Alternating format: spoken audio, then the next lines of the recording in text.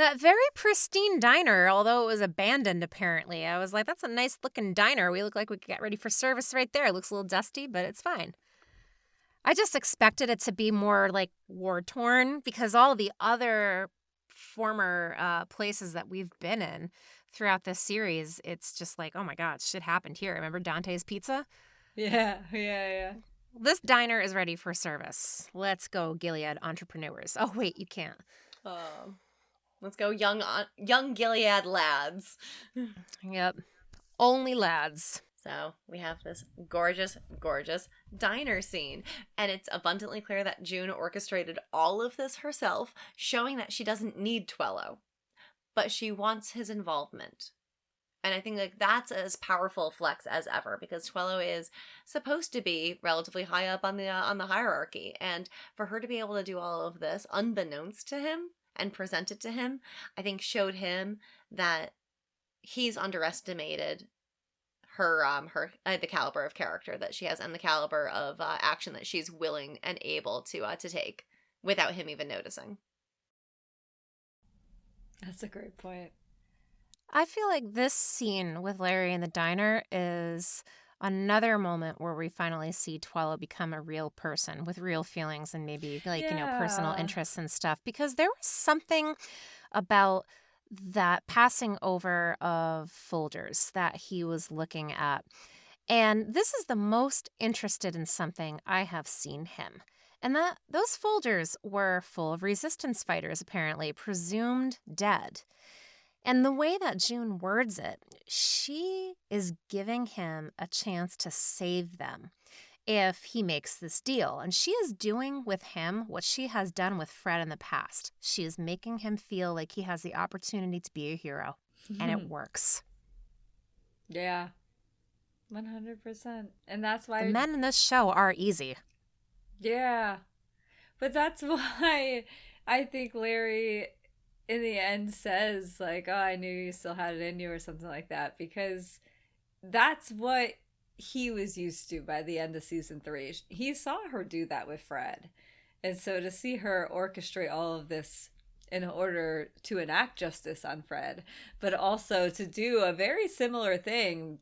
Twello isn't far off from the Fred of Gilead, not in the motivations and the grossness and the terribleness, but just in the way that she's had to manipulate him, in the way that Serena has had to, manipulate and exist within these two relationships with these two men. It's there's something similar there, and it's the fact that they're men in power.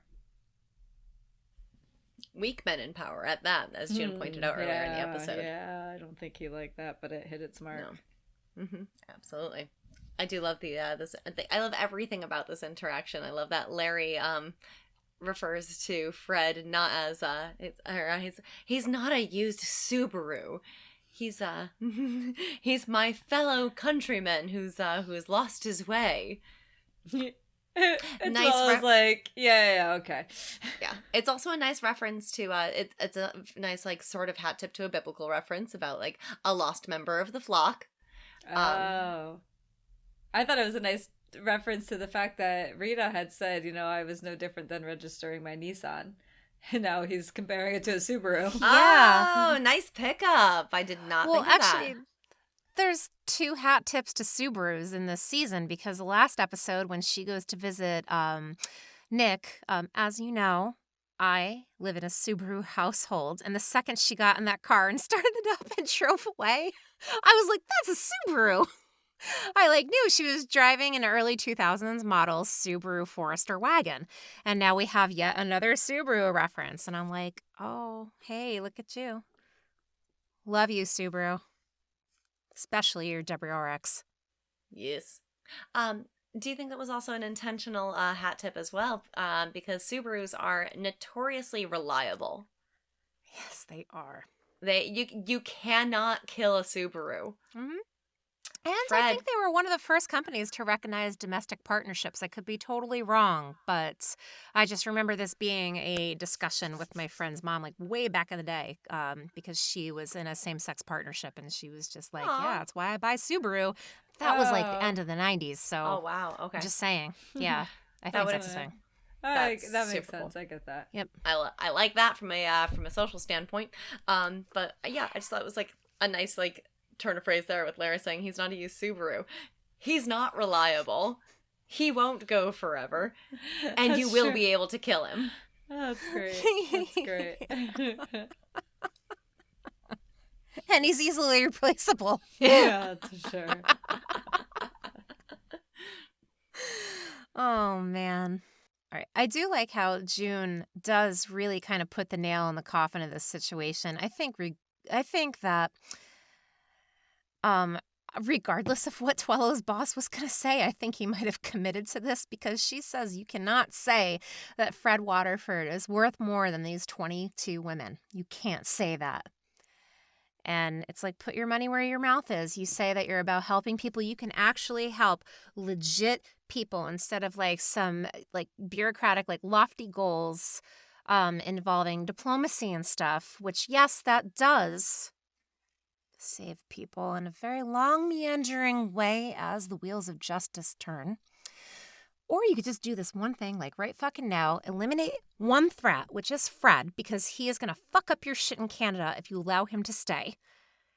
And then also, you can get these fighters back. And these fighters, 22 of them, can give you a whole new level of understanding to the Gilead system of how things work. So, do you want to save Fred or do you want to say, fuck Fred, let's take these 22 other points of view that surely have intelligence information? She dangled a carrot.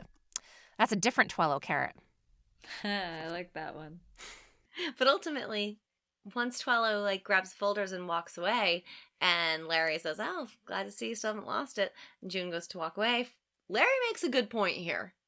Whatever happens to him, if we get him back, will never be enough for you. He knows June intimately, and he knows that this will not end with a simple prisoner exchange. And I think that was sort of like the planting of the seed for the final the planting of the seed for the final scene. Oof. Yeah, I agree. I think she was maybe ready to try to wash her hands at this point from Fred and just know that Gilead will take its justice in some way. And I think him saying that may have really pushed her over the edge to be like, you know what, you're right. I not only need to witness it, I need to do it with my own hands. Absolutely, because a passive approach will not be enough for her. A passive approach has never been enough for June. It's never satisfied her. Yeah, and I think that that's something that that's an idea that Larry has prescribed to in the past. I'm trying to remember exactly where it was, but I feel like he's really, I mean, we saw it with Lydia where he's like, here, have Janine, cattle prod her, at least take your anger out in the right direction. Like, I feel like he really does prescribe to that idea of, just if that's what you need to do it at the right place. And I feel like he thinks Fred obviously is the right place for June to enact, and to take out all this rage that she's feeling. But that's something that Larry thinks is healing. And I think he feels like that June won't be able to heal in any way until she at least witnesses, if not partakes. And I think that's the coded conversation they were having. Inclined to agree with you on that. And I think that's because of Larry's innate understanding of the basics of human nature. At our core, humans are violent. And he likes to fancy himself to have transcended that as an intellectual. But he also understands that not everyone is at that point. And that's why, like, exactly like you pointed out, Marjorie, like, when he's talking with Aunt Lydia, he's like, fine, get your rocks off somewhere, but he's like, at least channel it in the right direction. He's just trying to understand that, like, with June, she has that innate need and that desire still, so let's just channel it in the right place. It's also advantageous for both of them, because if she eliminates the threat, then his hands get to stay clean. It's one loose end tied up. What to do about Fred? Granted, they still have Serena, but at least Fred will be taken care of.